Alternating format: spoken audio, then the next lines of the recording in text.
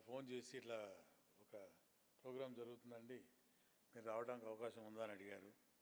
నేను ఊరికే అడిగితే ఇట్లా పేద కళాకారులకు సహాయార్థం కోసం అని చెప్పారు. తప్పకుండా వస్తాను. ఈరోజు ఇక్కడ రావడానికి నేను నిజంగా చాలా సంతోషిస్తున్నాను. మీ అందరి ముందు నుంచొని మాట్లాడడానికి గర్విస్తుతో పాటు నేను పాలు పంచుకుంటున్నందుకు. తర్వాత నేను వచ్చాక చాలామంది కళాకారులు, గాయకులు ఎంత బ్రహ్మాండంగా పాడారు, చాలా చక్కగా. అలాగే వర్ధమాన గాయకులకి చాలామందికి ప్లాట్ఫామ్ దొరకదు, అంటే అవకాశం రాదు. ఒక పాడుతో తీయగా అంతదాకా వచ్చి గెస్టులుగా వచ్చి వెళ్ళారంట.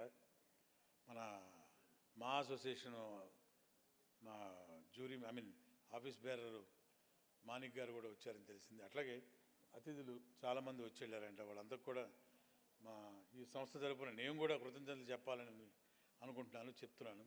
అలాగే గౌరవనీయులు పూజ్యులు దేవజ్ఞ శర్మ గారు కూడా ఈ ఫంక్షన్ రావడం, అనేక మంది కళాకారులు, గాయకులు ఇందులో పాలు పంచుకోవడం కళాభివందనాలండి. చాలా సంతోషంగా ఉందండి. ఇక్కడికి వచ్చిన మిగతా కళాకారులకి, అలాగే ఈ టీము, అంటే ఎవరైతే ఇక్కడ ఆర్గనైజ్ చేస్తున్నారో ఇది మామూలు విషయం కాదు, చాలా గొప్ప విషయం.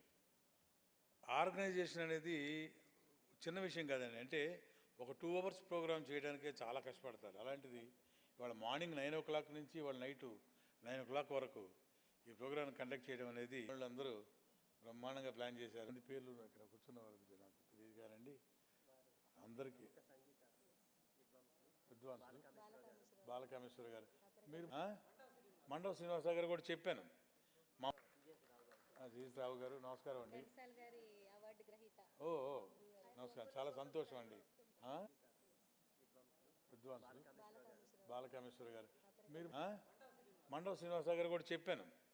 మా జీఎస్ గారు నమస్కారం అండి. ఓ నమస్కారం, చాలా సంతోషం అండి. చేశారండి, వెరీ గుడ్ అండి. డాక్టర్ సాయి కుమార్ గారు వీరి కజిన్ బ్రదర్ అంట. అదే బహుమతులు ఇవ్వడం, స్పాన్సర్ చేయడం, అంటే ఇలాంటి ప్రోగ్రామ్స్ చేసిన దానివల్ల మీరు నిజంగా ధన్యులండి. అలాంటి వాటికి మీరు స్పాన్సర్ చేయడం చాలా గొప్ప విషయం. అదే మొత్తం అందరికీ, ఎవరైతే ఈరోజు స్టిల్ ఫోటోగ్రాఫర్కి మొత్తం ప్రోగ్రామ్స్ చేసిన దానివల్ల మీరు నిజంగా ధన్యులండి. అలాంటి వాటికి మీరు స్పాన్సర్ చేయడం చాలా గొప్ప విషయం. అదే మొత్తం అందరికీ, ఎవరైతే ఈరోజు స్టిల్ ఫోటోగ్రాఫర్కి మొత్తం అందరికీ కూడా మరొకసారి కళాభివందనాలు. Thank you very much. All the best అండి. నమస్కారం. మాదొక చిన్న విన్నపం సార్. ఒంగోలులో చేశామండి.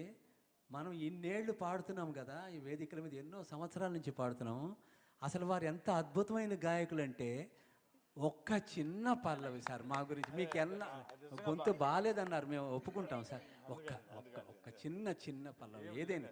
అసలు మీరు నమ్మరండి, ఇన్ని పొద్దు నుంచి ఇంతమంది పాడుతున్నాం కదా, అందరికీ సమానంగా. నిజంగా మనస్ఫూర్తి చెప్తాను, నిజంగా బాగాలేదమ్మా, నిజంగా చెప్తాను అమ్మా. అదేమ్మా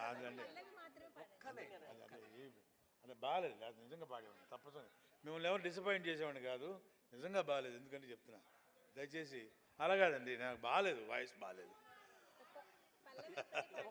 ఎలా అయినా సరే చిన్న లాలి లాలి అని తమిళ్లో పాడారు కదా ఆ రోజు. అయ్యో ప్లీజ్ అండి, ప్లీజ్ సార్, ప్లీజ్. అది ఏదైనా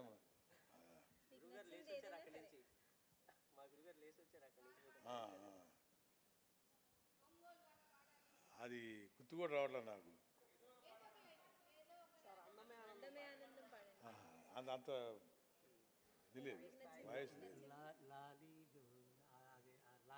తమిళ్లో పాడారు, అది కూడా అంటే లిరిక్ కావాలి, లిరిక్ కూడా గుర్తుండదు నాకు. అదే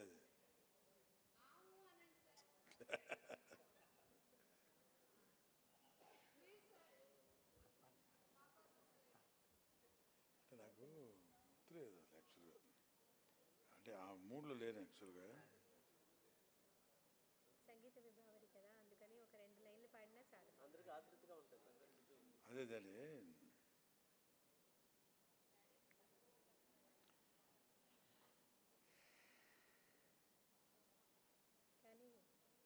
మీ నాన్నగారి ఒకటి డైలాగ్ మాకు అలా మనసులో ముద్రించుకుపోయింది. ఏదమ్మా? గాడిద గుడ్డు. అవును. గిరిబాబు గారు ఆ సినిమా ఎన్నిసార్లు చూసినా మర్చిపోలేని డైలాగ్ అది. ప్రతి దానికి గాడిద గుడ్డు.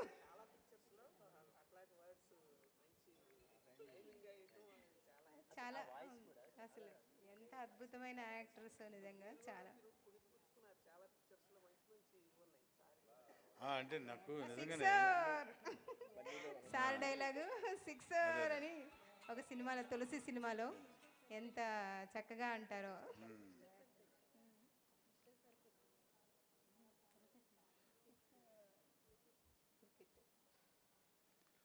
నిజంగానే మేము డిసప్పాయింట్ చేయడం ఇష్టం లేక ఇంకేం లేదు. రుద్రవేణిలో ఒక చిన్న హమ్మింగ్ ఉంది.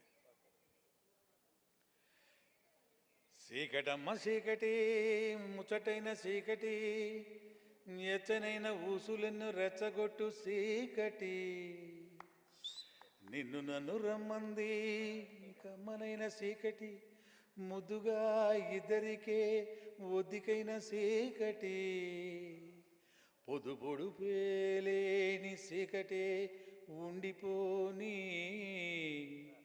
మన మధ్య రానీక లోకాన్ని నిద్రని, రాయే రాయే రామశిలక సర్దుకుపోయే చీకటెనక. Wonderful sir. ఒరిజినల్ గా సినిమాలో మీరే పాడినట్టుగా అనిపించింది నాకైతే. గొంతు బాగాలేదు నిజంగానే, లేకపోతే ఫుల్ పాట పాడేవాడిని. కానీ థ్యాంక్ యూ వెరీ మచ్ అండి.